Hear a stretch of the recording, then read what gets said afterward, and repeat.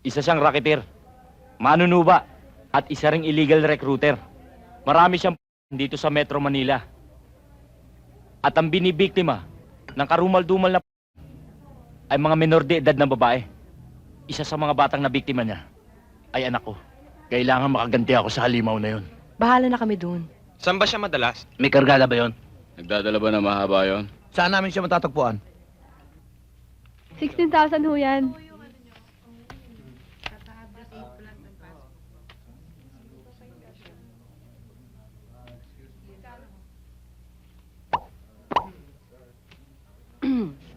Siya!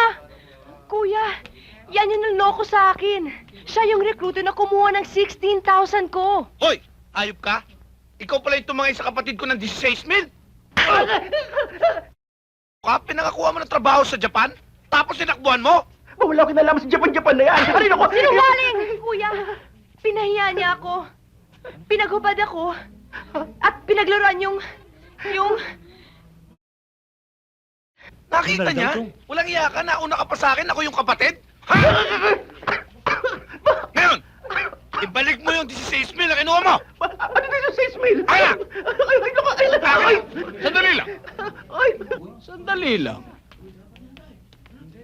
Eto nga! Eto nga! Kuya! Eto ang nanloko sa akin eh. Yan ang nangako sa akin, isasakay ako sa barko. Kinunan ako ng pera! Ito ba? Ay! Bakit mo nila ko to? Isali mo sa akin yung 8,000! Ano ko, Jumil? God! Nasa mo! Naghahanap ka pa ng patron ha! Basta isoli mo sa akin! Bakit? Anong nangyayari dito? God, tumawag nga ako kayo ng mga pulis, oh. Ginugulo ako ng mga ito, hindi ko naman sila kilala, eh. Please lang, oh, please. Teka, sandali lang. Sige, bilisan mo! Para mahuli na to! Wala ka pala lisensya. Ay, ko! Sali mo sa akin yung 8,000! Ayun o, sir. Oh.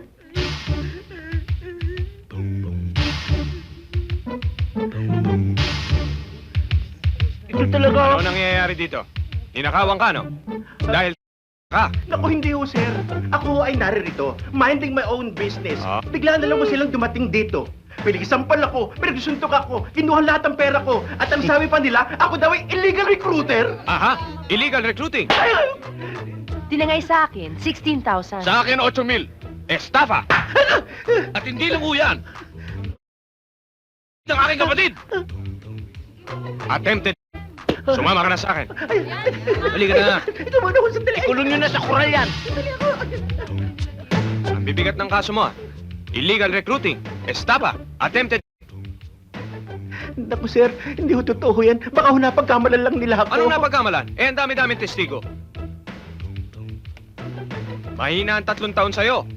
Naku, boss, huwag naman ho.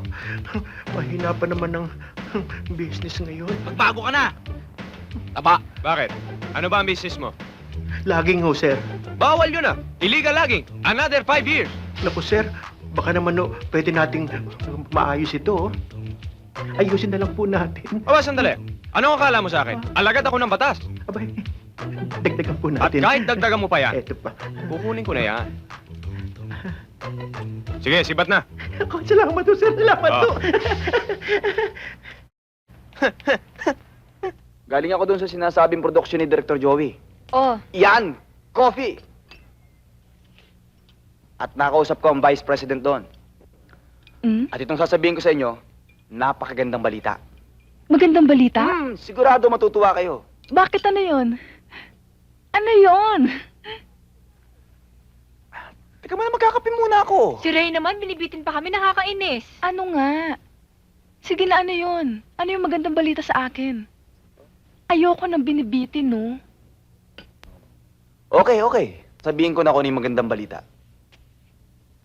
Pero bago ang lahat, Eli, napakalambot pala ng palad mo. Hindi naman.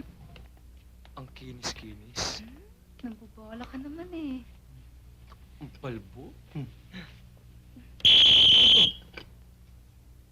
Hi, Binoy. Hi, Ron. Wow, you look like someone I know. Oo nga eh, mukhang napanood na natin to, no? Bakit nagpapamasahe ka? May pilay ka ba? Ray, pinakikilala ko sa'yo si Binoy, tsaka si Ron. Binoy, Ron, si Ray. Tay! Hi! Good boy ka ba? Hindi mo ba ginugulo si Ate Elaine? Hindi po. Oo, naglaro lang sila ng computer maghapon eh. Tay, meron silang bagong Tetris. Ray, ano yung magandang balitang sinasabi mo sa akin? Saan mo? Sabi nga pala ng Vice President, kinakailangan daw may pictorial ka nitong susunod na weekend. Kailangan daw makita kang naka-swimsuit. Swimsuit? Bakit? Maganda naman ang katawan mo ah. Tsaka hindi tayo mapapaya sa kanila.